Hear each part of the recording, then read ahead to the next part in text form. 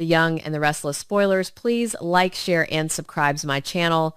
I didn't expect the plot to unfold so quickly. Riza shot Adam, severely injuring him. The police apprehended Riza before she could escape. The police want to know who orchestrated Riza's shooting of Adam. There must be someone behind it. Initially, she might insist that Adam pushed her too far, that he ruined her life, manipulated her mind, and cornered her, leaving her unable to think clearly. She might say she only wanted to scare him, that the gun should never have been fired, that everything happened too quickly. Riza wouldn't just be speaking out of anger. She would be speaking out of pressure from paranoia, from a long period of psychological erosion. She might begin to reveal that someone provided her with the stories, fueled her hatred, showed her selective evidence, or convinced her that Adam was about to completely destroy her. Her life had been shattered by Adam. Could Matt be the mastermind behind Riza's actions? It's possible. And what was Riza's relationship with Matt like? Let Sienna confirm it.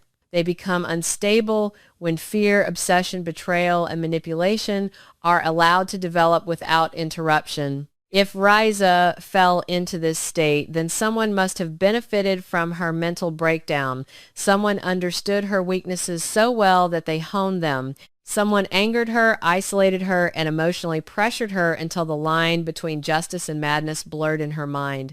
That doesn't erase her responsibility, but it changes the form of the crime. That means Riza could be both guilty and exploited at the same time, which is far more tragic and intriguing. In the hospital, Adam's condition will add to the emotional pressure on everyone around him. Chelsea and Nick hug each other and wait for the doctor's answer, fearing that Adam will never wake up again. Adam will be better, don't worry or be afraid. Nick comforts and Chelsea cries out. Nick's anxiety takes on a different emotional nuance. His fear will be mixed with suspicion almost immediately. Nick is the type of person who won't accept an obvious explanation for too long. Yes, Riza shot Adam. Yes, she was arrested. But why did the police react so quickly? Who tipped them off? How did law enforcement arrive so quickly if no one knew beforehand that violence was about to happen? Those details would begin to bother Nick, and once they started bothering him, he wouldn't let them go. That's why Riza's capture shouldn't be seen as the end of a threat, but rather as a trap. A woman handcuffed is easily condemned by the public. It provides people with a villain to criticize. But if she begins to calm down in captivity, if the panic subsides and the horror of what she's done begins to turn into desperate self-preservation, she might realize that she was never destined to escape this. She was destined to be captured. She was destined to look insane. She was destined to be the perfect face of the crime so no one could see beyond her.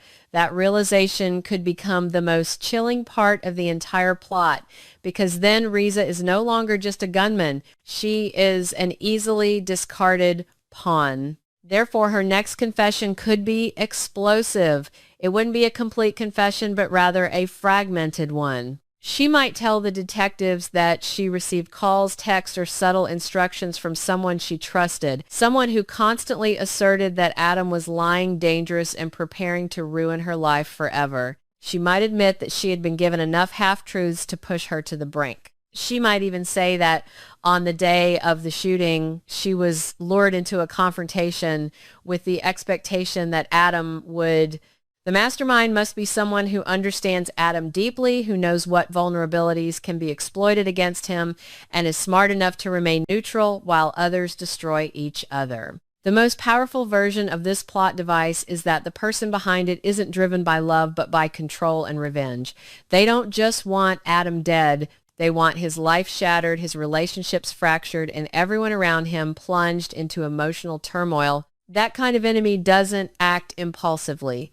They orchestrate emotional conflicts and have the vulnerable do the dirty work. The oppressive, suffocating heat of the Las Vegas night did nothing to thaw the icy tension radiating between Nick and Adam Newman. The garish, strobing neon lights of the Strip bled through the tinted windows of their luxury town car, casting a dizzying kaleidoscope of artificial colors across their grim-set faces. They were a million miles away from the familiar mahogany-paneled boardroom battles of Genoa City, thrust instead into a high-stakes subterranean game neither fully understood. The destination was the Obsidian, an ultra-luxury high-rise apartment building that pierced the dark Nevada desert sky like a jagged glass dagger. Nick adjusted the cuffs of his tailored jacket, his jaw clenched so tightly that a dull ache radiated up to his temples. He did not want to be here. He did not want to be anywhere near Adam, let alone navigating the seedy, glittering underbelly of Sin City alongside him. But the anonymous tip they had received had been too specific, too terrifying to ignore. Asterisk, Matt Clark. Asterisk. The name alone was a venomous curse, a phantom from a traumatic past Nick had spent decades trying to bury beneath layers of therapy and forced forgetting. Matt was dead. Nick had seen to that. He had lived through the agonizing nightmare of Matt's psychotic obsession with Sharon, the elaborate framing, the sheer, unadulterated psychological torture that had nearly broken the Newman family. Yet the persistent whispers from Adam's shadowy underworld contacts insisted that Matt was not only breathing, but actively orchestrating a new elaborate campaign of terror from this very penthouse. Beside him, Adam was eerily still, a coiled viper waiting for the absolute perfect moment to strike. His dark, calculating eyes were fixed on the approaching tower, his brilliant mind running through 1,000 different variables and tactical scenarios. Vegas was his old stomping ground.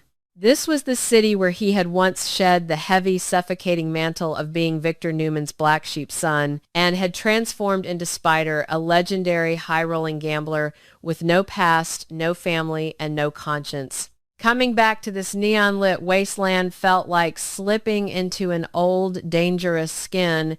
It was a skin that fit perfectly, but one that always carried the metallic stench of blood and regret. The town car glided to a halt. The brothers stepped out into the stifling air, bypassing the valet and walking with synchronized, purposeful strides into the cavernous, marble-clad lobby of the Obsidian. The elevator ride to the penthouse was a silent, agonizing ascent in a gilded cage. The digital numbers above the mirrored doors flicked higher and higher, counting down to a confrontation neither brother was truly prepared to face. When the doors finally slid open with a soft, melodic chime, the atmosphere shifted instantly, hitting them like a physical blow. The air in the private corridor was incredibly heavy, thick with the cloying scent of expensive musky cologne and an underlying metallic tang of impending violence. The plush crimson carpet muffled their footsteps as they approached the end of the hall. Two men built like granite statues and radiating lethal intent flanked the massive double mahogany doors. They wore impeccably tailored dark suits that did absolutely nothing to hide the heavy artillery bulging beneath their jackets. Adam didn't miss a beat. He stepped off the elevator first, his posture radiating that signature, infuriating Newman arrogance that usually drove Nick insane, but right now served as their only shield. "We're expected," Adam stated, his voice a low, dangerous rumble that commanded immediate compliance. The guards didn't speak. Their eyes were dead professional. One of them simply reached up, pressed a thick finger to a discreet earpiece, listened for a fraction of a second, and then gave a sharp, robotic nod. The heavy oak doors unlatched with a loud mechanical thunk times that echoed ominously in the quiet, sterile hallway. Nick shot Adam a sidelong warning glance. "If this is one of your twisted games, Adam, if you set this up to mess with my head..." "For once in my miserable life, Nick, this isn't about me," Adam muttered, pushing the heavy doors open with both hands. "Just stay sharp. We don't know what we are walking into." They stepped into the sprawling penthouse, a staggering monument to excessive wealth and questionable, ostentatious taste. Floor-to-ceiling windows offered a panoramic, dizzying view of the Vegas Strip, a sea of lights that seemed to mock the darkness gathering inside the room. But the brothers' attention was immediately anchored to the center of the expansive living area. There, bathed in the dim golden light of a cascading crystal chandelier, stood Matt Clark. The impossible was standing right in front of them, breathing, smirking, alive. He looked older, the inevitable lines of time and perhaps countless agonizing surgical reconstructions etching his face, but that sinister, arrogant smile was unmistakably intact. It was the exact same smile that had haunted Nick's darkest nightmares, the same smug, superior curve of the lips that always meant someone innocent was about to suffer terribly. Nick, Adam.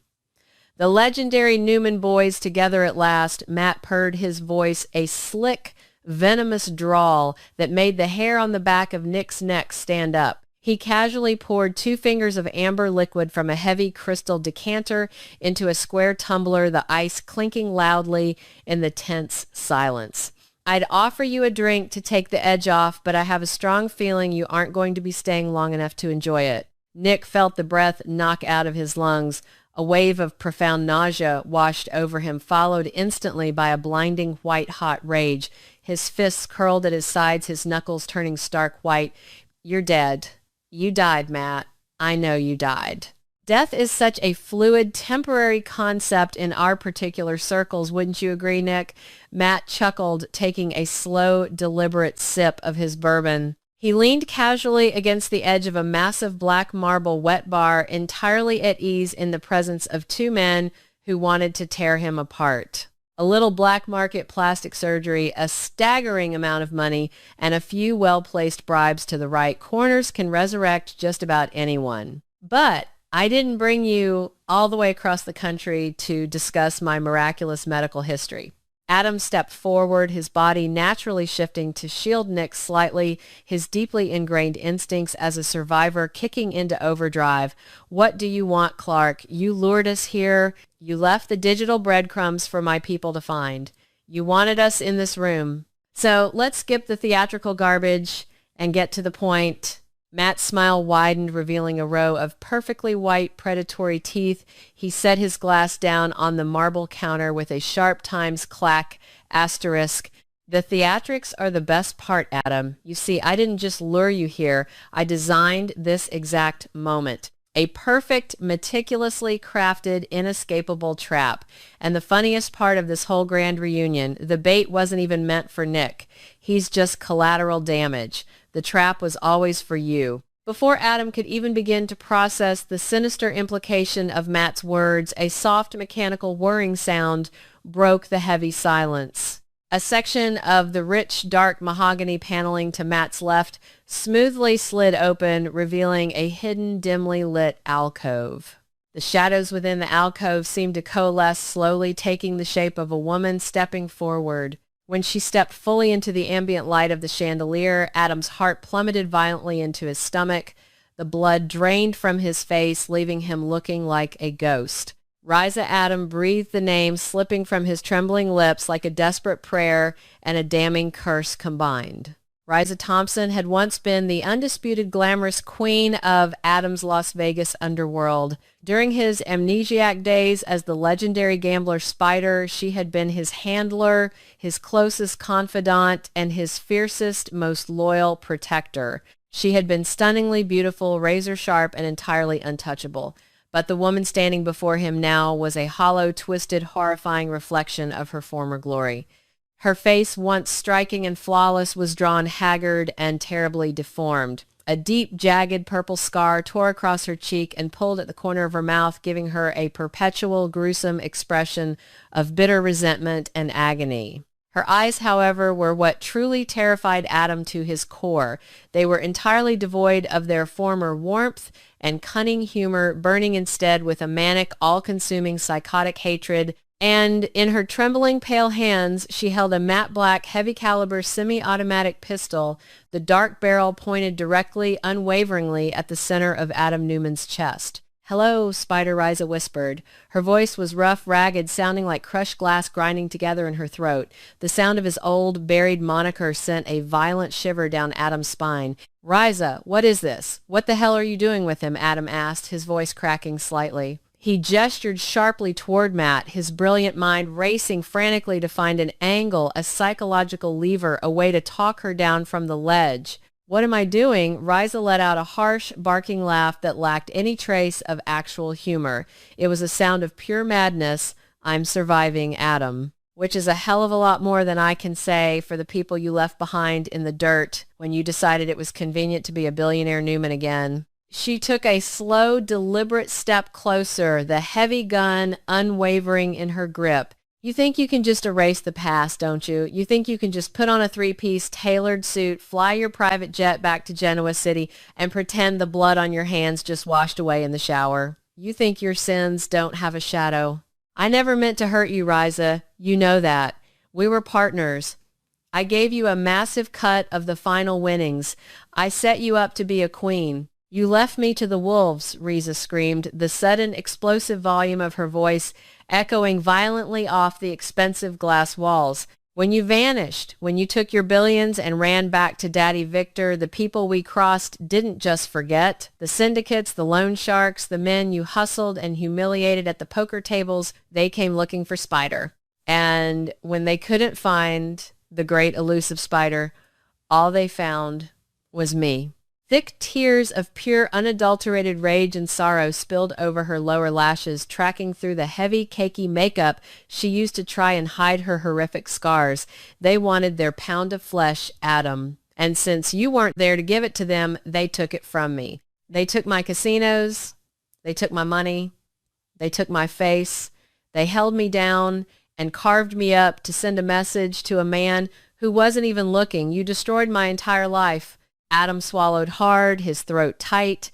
The crushing, suffocating weight of his forgotten crimes and careless sins was bearing down on him, shattering his usual stoic facade. He had compartmentalized his time as Spider, treating it as a wild fever dream, a temporary, thrilling detour in the grand, tragic opera of his life. He had never once stopped to consider the devastating collateral damage of his abrupt, selfish departure. Looking at Riza now, seeing the agonizing physical and psychological ruin he had directly caused, a profound, paralyzing guilt washed over him. Riza, I swear to God I didn't know, Adam said, softly holding his hands up in a placating gesture of total surrender. If I had known they were coming for you, I would have protected you. I can fix this now. I have money. I have endless resources. Best surgeons in the world. Whatever you need, it's yours. I don't want your filthy money, Adam. She spat her finger, visibly tightening on the trigger, the metal groaning under the pressure. I want you to feel what I felt. I want you to look into the eyes of the person who is taking your life and know deep in your black soul that you absolutely deserve it. Nick, who had been watching the terrifying exchange in a state of stunned, horrified silence, suddenly snapped out of his paralysis.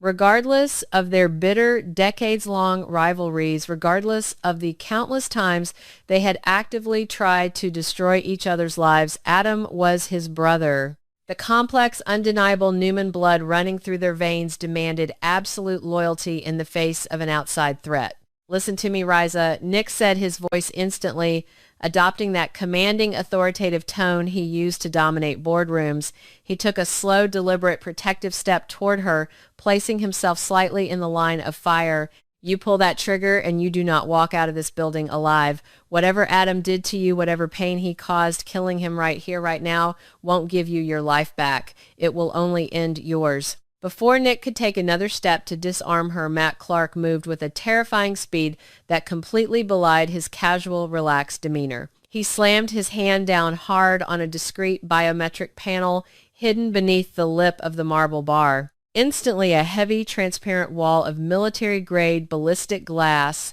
dropped from a concealed slot in the ceiling with a loud, violent pneumatic hiss. It slammed into the floor, slicing the massive living room perfectly in two. Nick, caught off guard, slammed hard into the glass, his nose inches from the thick, impenetrable barrier. He was entirely trapped in a small vestibule area near the entrance, completely cut off from Adam, Riza, and Matt. No, Nick roared, his voice vibrating with panic. He pounded his heavy fists against the glass. The impact sent dull, impotent thuds echoing through the room, but the barrier didn't even shudder. Matt, you son of a bitch. Let me out of here. Open this door. Matt strolled casually over to the glass, swirling the bourbon in his tumbler, his dark eyes dancing with absolute sadistic glee. Now, Nick, where are your manners? I went through a lot of trouble to invite you here to watch a spectacular show. It's incredibly rude to interrupt the performers right before the climax. I'll kill you. I swear to God, I will tear you apart with my bare hands, Nick screamed, his face flushed dark, furious red. He threw his entire muscular body weight against the barrier, throwing his shoulder into the glass, but it was like hitting a solid brick wall. He was entirely helpless, a caged, desperate animal forced to witness the impending slaughter of his own blood. On the other side of the glass, Adam didn't even look back at Nick. His dark eyes remained locked entirely on Riza. He could see the violent tremor in her hands, the erratic, panicked rise and fall of her chest. She was broken, pushed to the absolute jagged edge of human endurance by his own selfish negligence and arrogance. There was no talking his way out of this. His legendary silver tongue was useless against this level of raw bleeding trauma. "Do it then," Adam said, his voice dropping to a terrifyingly calm, steady whisper. He slowly lowered his hands, exposing his chest completely, offering himself up as a sacrifice to her pain. "If this is what balances the scales, Riza, if this is what finally gives you peace after everything I put you through, take the shot." Riza let out a ragged, agonizing sob that seemed to tear from the very bottom of her soul. Her knuckles turned stark white, her finger whitened against the trigger. "Adam, no move. Get out of the way," Nick bellowed from behind the glass, his voice cracking and tearing with absolute desperation. He grabbed a heavy, solid brass lamp from a nearby console table and swung it like a baseball bat against the barrier. The metal shattered upon impact, raining useless brass shards onto the carpet, leaving the glass entirely unmarred. Matt watched the unfolding tragedy with breathless, joyful anticipation, a dark, hungry, demonic look in his eyes. "I'm sorry," Spider Riza whispered, tears streaming freely down her ruined face. The gunshot was deafening. In the enclosed, acoustically perfect space of the luxury penthouse, the crack times of the firearm was like a violent physical blow to the head. The massive muzzle flash illuminated the dim room in a brief, blinding, terrifying strobe of yellow and white fire. The sharp, acrid, metallic smell of burnt cordite instantly filled the air, thick and suffocating. Time seemed to abruptly fracture, slowing down to an agonizing, torturous crawl for Nick. Pressed against the glass, he watched in horrific slow motion as the heavy bullet tore through the expensive, dark fabric of Adam's suit jacket.